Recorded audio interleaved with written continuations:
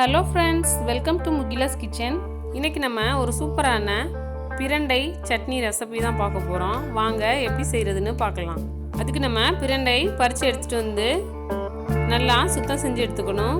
பாருங்கள் எவ்வளோ சூப்பராக இருக்குன்னு பாருங்கள். இதை நம்ம இப்போ சுத்தம் செஞ்சு எடுத்துக்கலாம். இதை நம்ம சுத்தம் செய்கிறதுக்கு சுற்றிலும் உள்ள நாரெல்லாம் எடுத்துகிட்டு நல்லா க்ளீன் பண்ணி எடுத்து வச்சுக்கணும். இப்போ நம்ம சட்னி எப்படி செய்கிறதுன்னு பார்த்துடலாம். கடாயில் ஒரு 2 ஸ்பூன் அளவுக்கு ஆயில் ஆட் பண்ணியிருக்கேன். இதில் நம்ம சுத்தம் செஞ்சு எடுத்து வச்சுருந்த பிரண்டை சேர்த்து நல்லா வதக்கி எடுத்துக்கணும். நல்லா பிரண்டையுடைய பச்சை ஸ்மெல் போகிற வரை நல்லா வதக்கணும். இல்லைன்னா நாக்கெல்லாம் அரிக்க ஆரம்பிச்சிடும். இப்போ பிரண்டை நல்லா வதங்கிடுச்சு. இதை நம்ம ஒரு பிளேட்டுக்கு ட்ரான்ஸ்ஃபர் பண்ணிடலாம். கடாயில் 2 ஸ்பூன் அளவுக்கு ஆயில் ஆட் பண்ணியிருக்கேன்.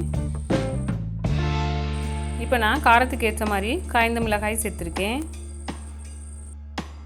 இப்போ நான் 1 ஸ்பூன் அளவுக்கு கடலைப்பருப்பு ஆட் பண்ணியிருக்கேன்.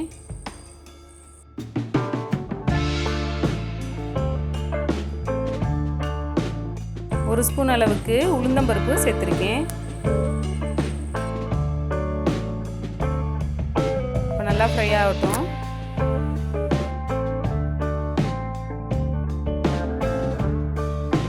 ஒரு சிறிய இஞ்சி துண்டு, 3 பல் பூண்டு இதில் நான் சேர்த்துருக்கேன்.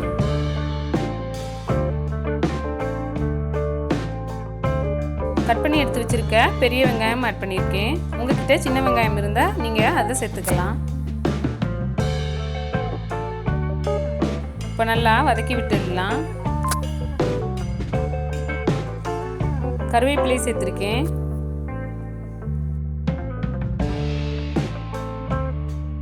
நல்லா மிக்ஸ் பண்ணி விட்டுடலாம்.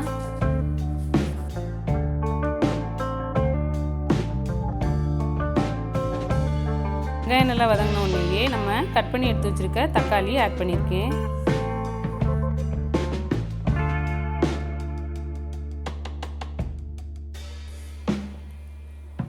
தேவையான அளவு உப்பு ஆட் பண்ணியிருக்கேன்.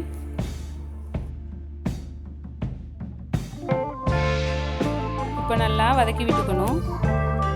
இப்போ தக்காளி நல்லா வதங்கின உடனேயே நம்ம ஏற்கனவே வதக்கி எடுத்து வச்சுருக்க பிரண்டை ஆட் பண்ணியிருக்கேன். இப்போ நல்லா மிக்ஸ் பண்ணி விட்டுடலாம்.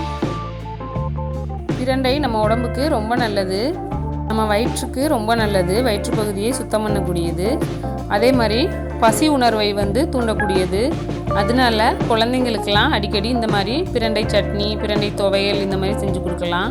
இப்போ நல்லா வதங்கிருச்சு. இப்போ நம்ம ஸ்டவ் ஆஃப் பண்ணிடலாம்.